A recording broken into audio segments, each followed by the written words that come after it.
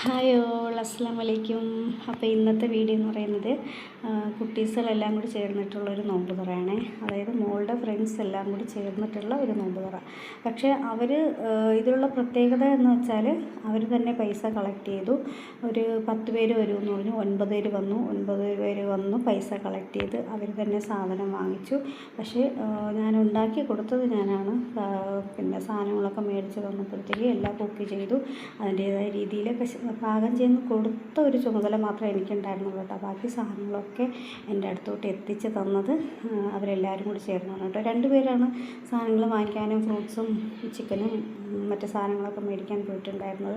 പക്ഷേ എനിക്ക് സത്യം പറഞ്ഞാൽ എനിക്കതിലൊരു ഹാപ്പിയാണ് തോന്നിയത്. അതായത് അവർ പൈസ ചിലവാക്കാൻ ഇത്രയും പേർക്ക് 9 പേർക്കുള്ള സാധനത്തിന് ഉള്ള ചിക്കനായാലും ഇപ്പം അറിയാമല്ലോ, ചിക്കന് ഏകദേശം നല്ലൊരു റേറ്റ് ഉണ്ട്.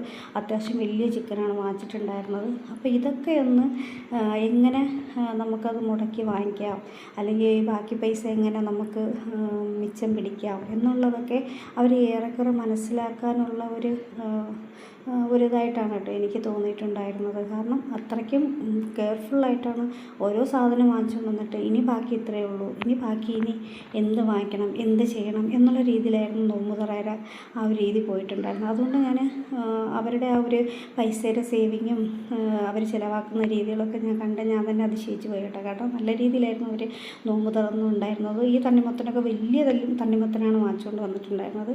പിന്നെ റവ നമ്മുടെ ഇവിടെ ഉണ്ടായിരുന്നു, തരിക്കഞ്ഞി ഇവിടെ നിന്നാണ് എടുത്ത് വെച്ചിട്ടുണ്ടായിരുന്നത്.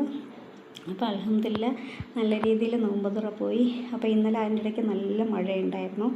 അപ്പോൾ ഓക്കെ, ബൈ ബൈ. അടുത്ത വീഡിയോ ആയിട്ട് വരുന്നവരെ എല്ലാവർക്കും ബൈ ബൈ.